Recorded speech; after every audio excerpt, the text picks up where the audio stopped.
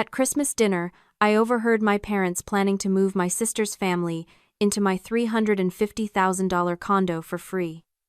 I smiled and stayed quiet. I let them pack and brag, then I sold it and vanished. 78 missed calls. Drop a comment and let me know where you're listening from and what time it is for you right now.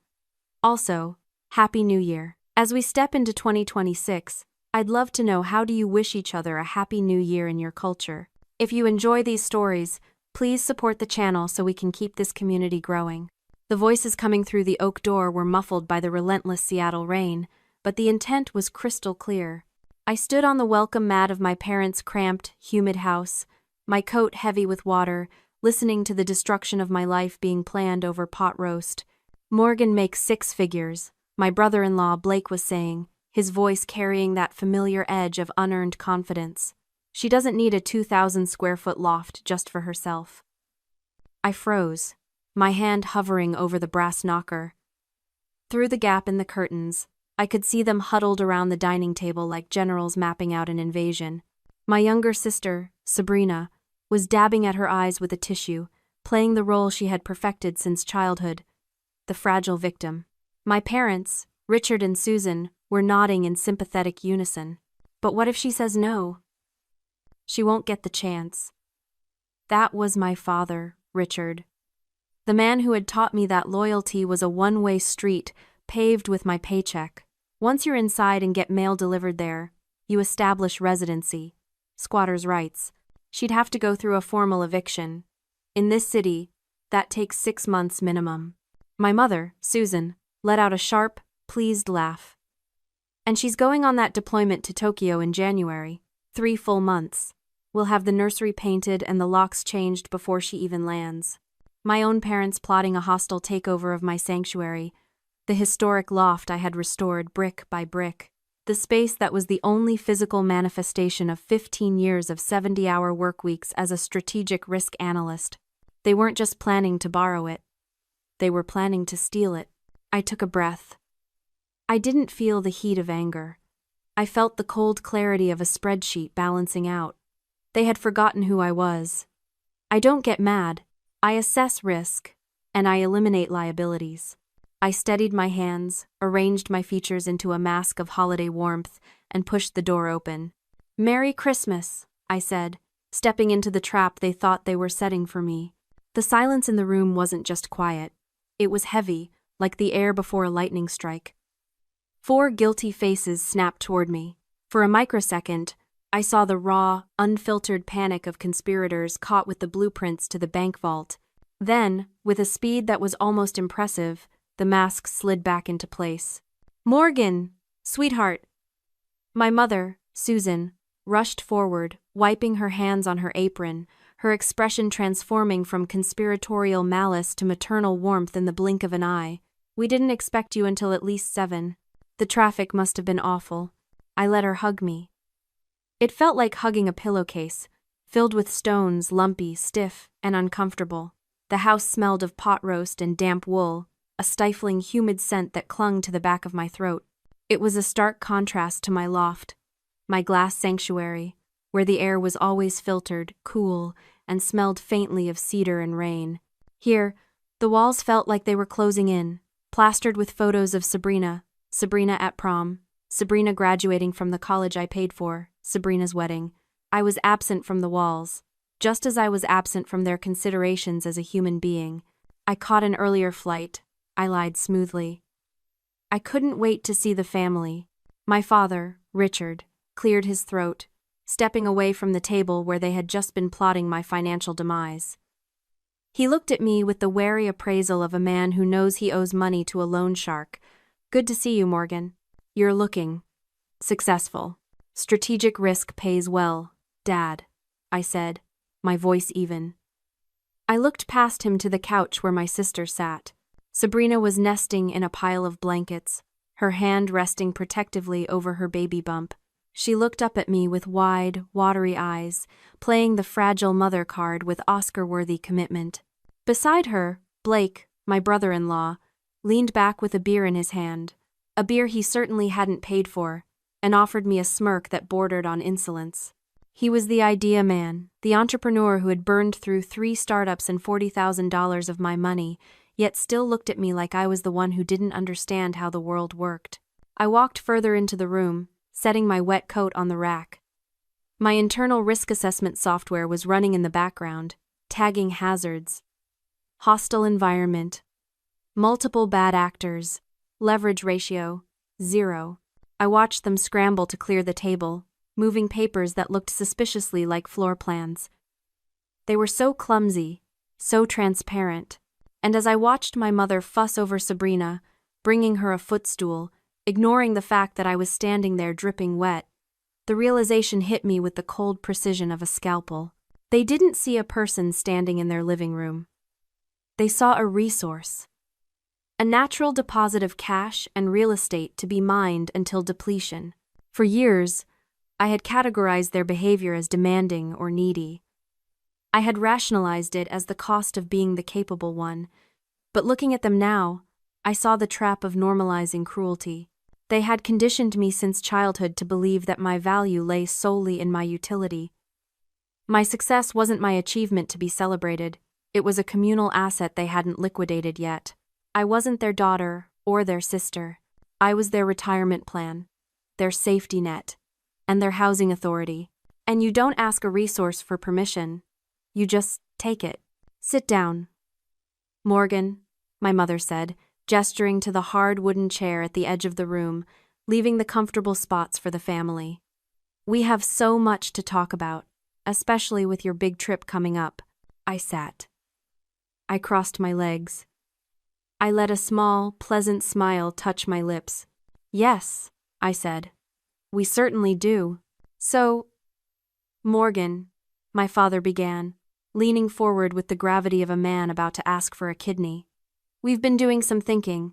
About the baby. About logistics. I knew the pitch before he opened his mouth. I had heard variations of it for a decade. It was always the same song, just a different verse.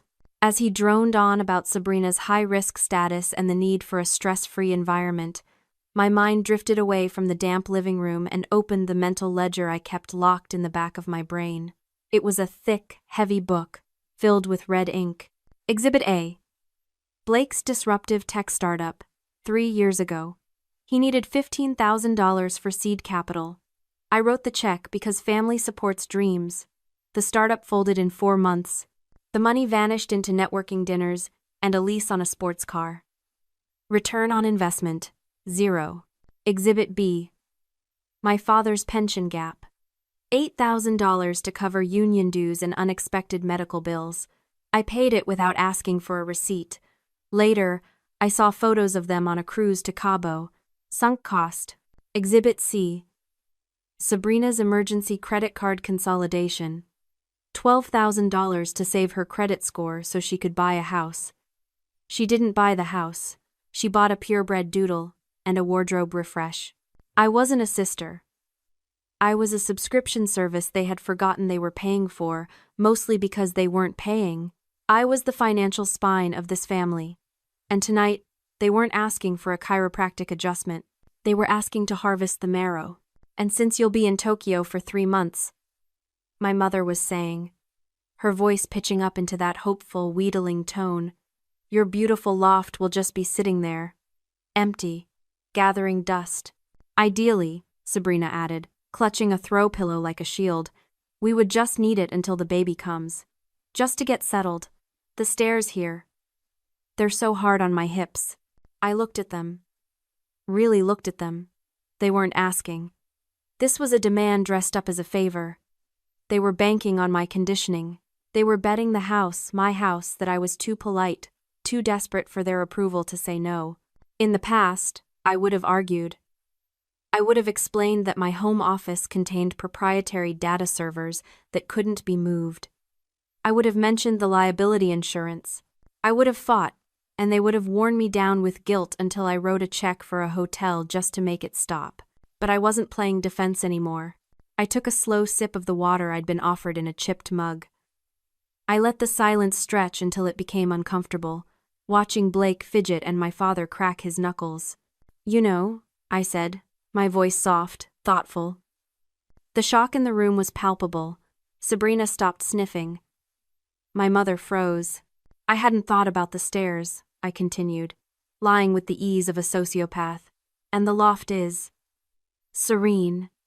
It would be perfect for a nursery. The natural light is very calming. Exactly, Susan clapped her hands together. Oh, Morgan, I knew you'd understand. Family takes care of family. I can leave the keys under the mat on the 28th, I said. I fly out early the next morning. You can have the run of the place. We'll take good care of it, Blake said, puffing his chest out. Already mentally measuring my walls for his posters. Don't you worry about a thing. I won't, I said.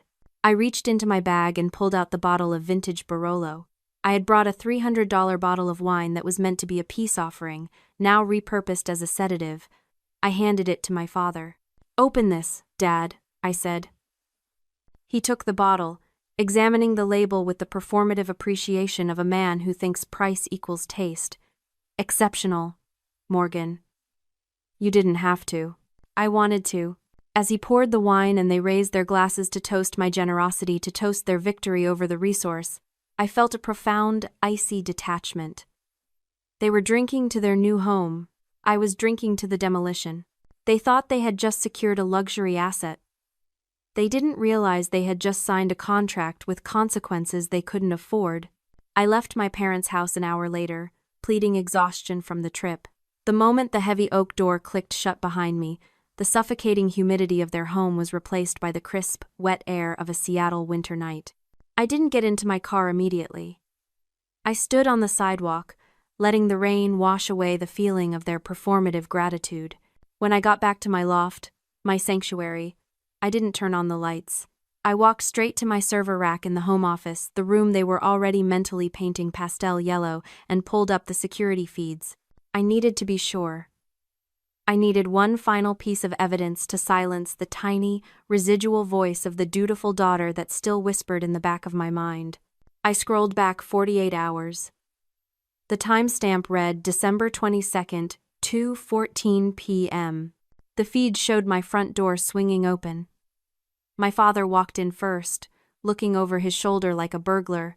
Though he moved with the arrogance of ownership, he held a key, a spare I had never given him. He must have swiped it from my bag during Thanksgiving while I was doing the dishes. Behind him waddled Blake, holding a tape measure.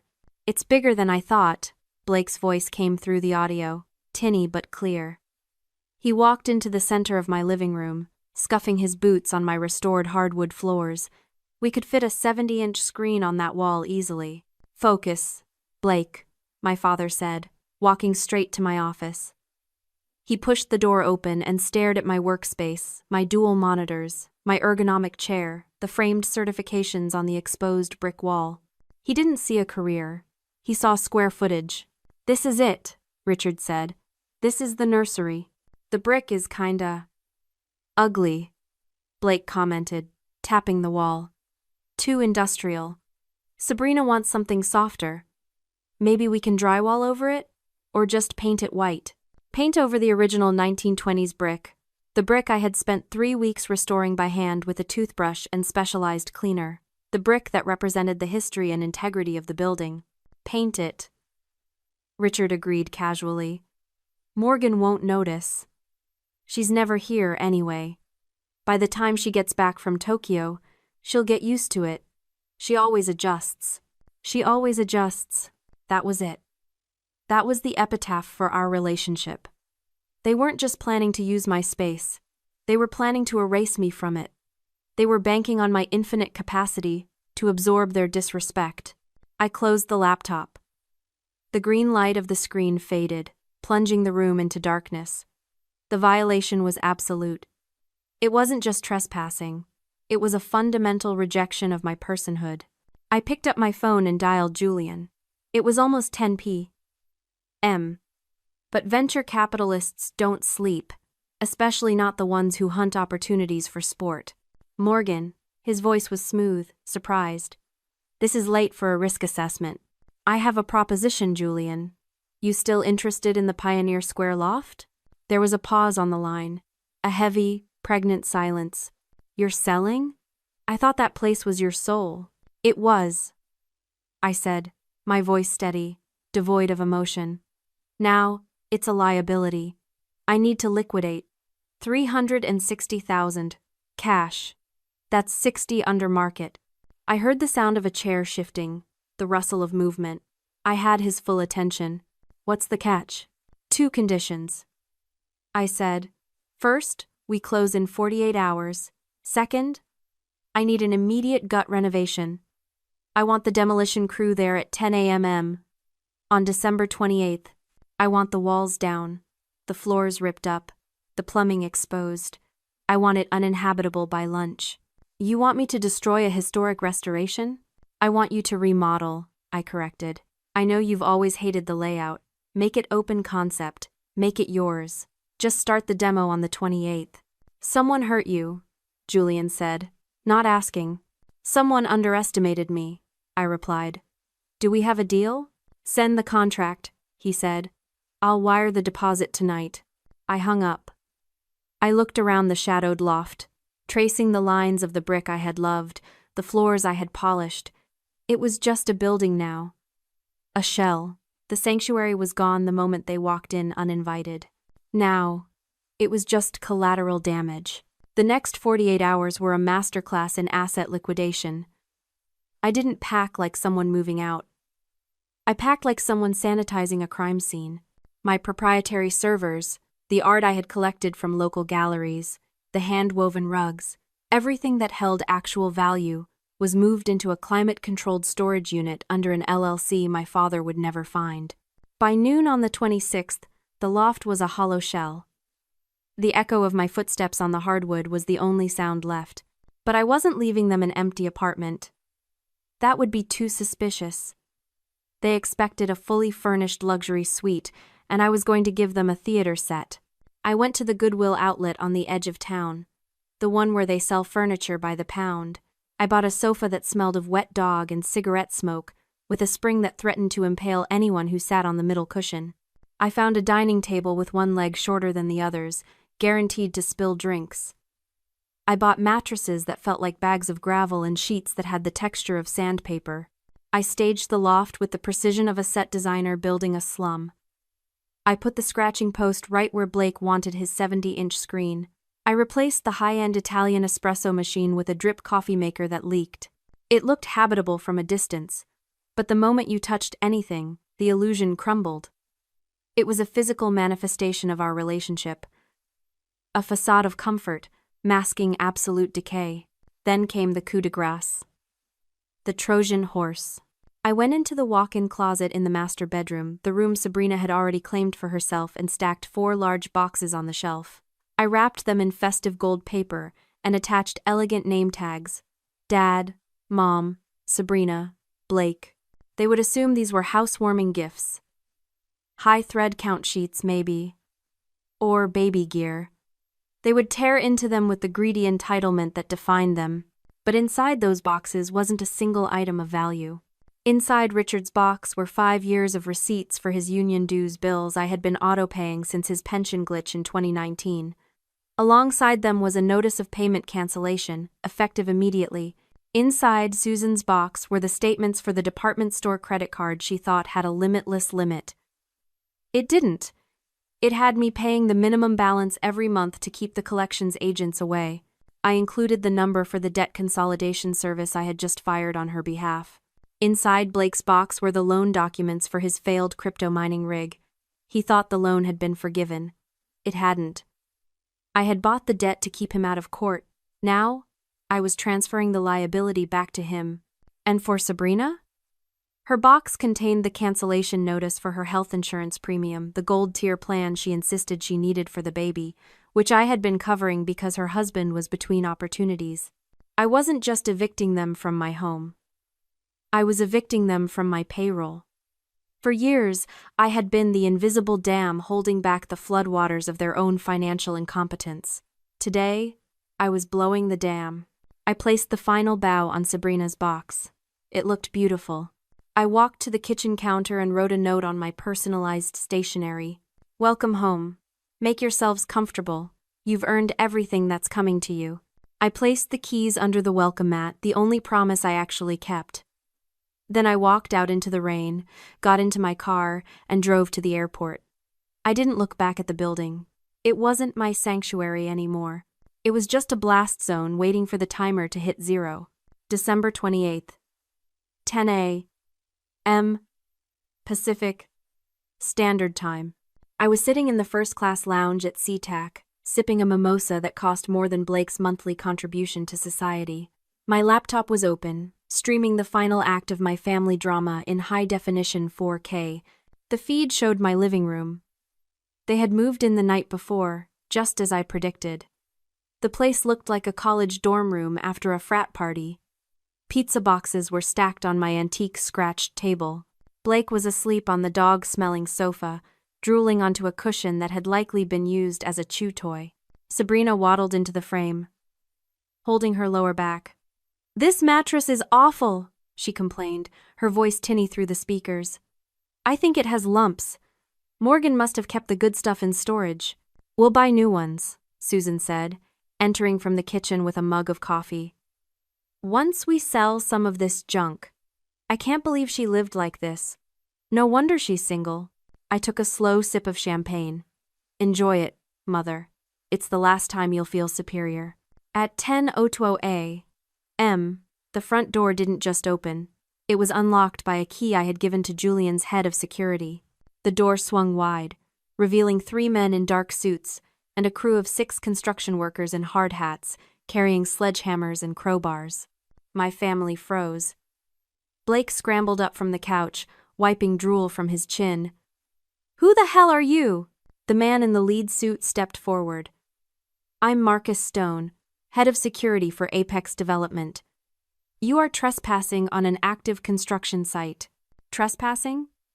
Richard laughed, that arrogant attorney laugh he used to intimidate waitresses. "My daughter owns this loft. We have her permission."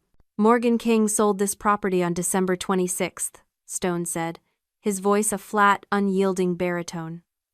"The new owner has ordered an immediate gut renovation. Demo starts now." He signaled the crew. The first sledgehammer hit the drywall with a sound like a gunshot. Crack! Dust plumed into the air. "Stop!" Sabrina screamed, clutching her belly. "I'm pregnant. You can't do this." "You have 5 minutes to vacate," Stone said, checking his watch. "After that, anything left inside becomes debris." "I'm calling the police."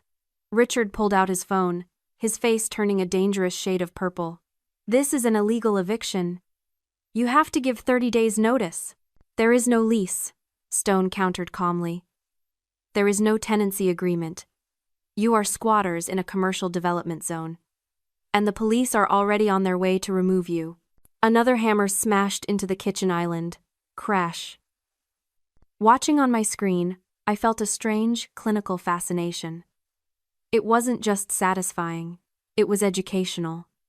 I was witnessing a psychological phenomenon in real time. The narcissistic injury. They weren't screaming because they were homeless. They were screaming because their reality was fracturing. They had built their entire worldview on the premise that I existed to serve them, that my resources were their birthright. By selling the loft, I hadn't just taken away a roof. I had taken away their control. The extinction burst had begun. "Where is she?" Susan shrieked, grabbing Stone by the lapel. "Where is my daughter? She wouldn't do this. She loves us."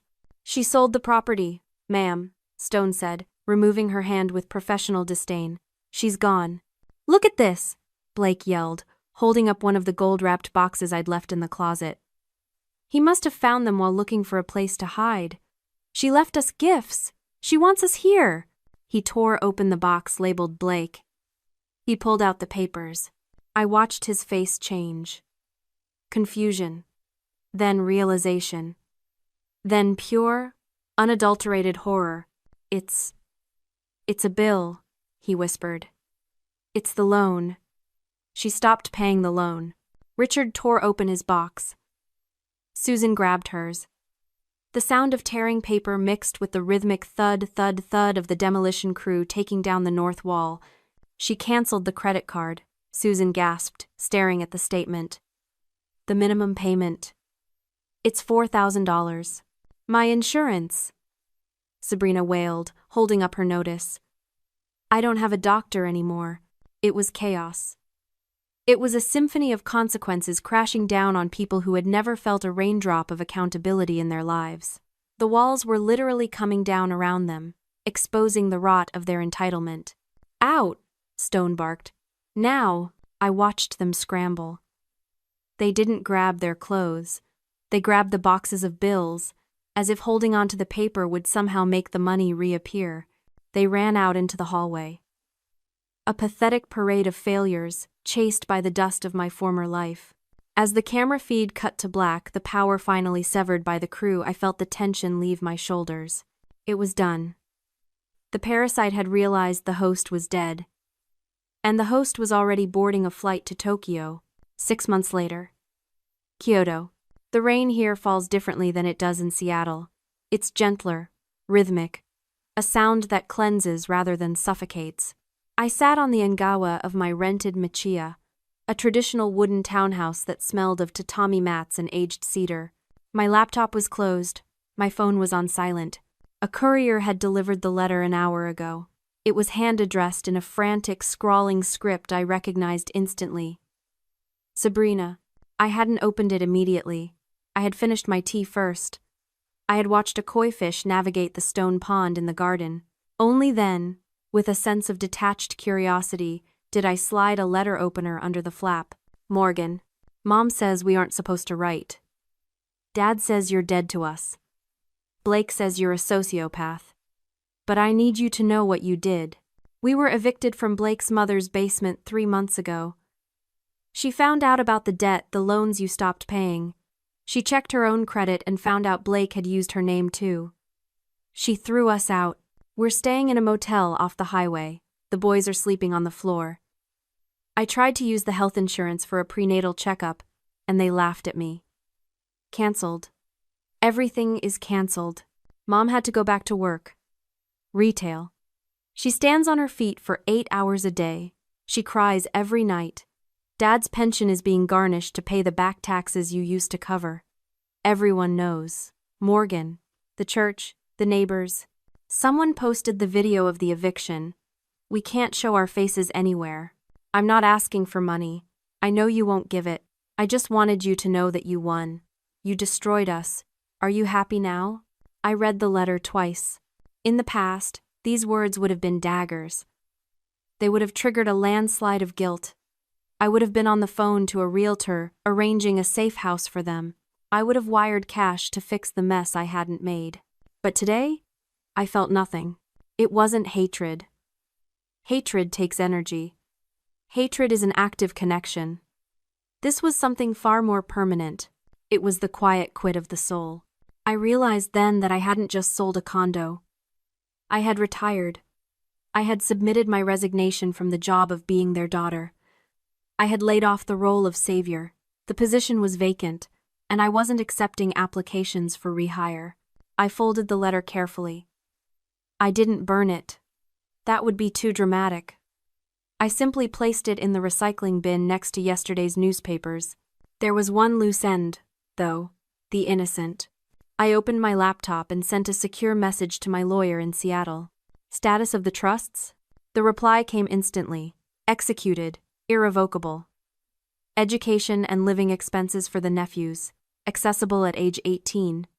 Trustees appointed. Parents have no access and no knowledge. I closed the laptop. My nephews would have a future. They would have the start I never got. But their parents? My parents? They had made their choices. They had bet their survival on my compliance, and the market had crashed. I looked out at the garden. My new sanctuary wasn't made of brick and glass. It wasn't a location I could be evicted from. It was this silence.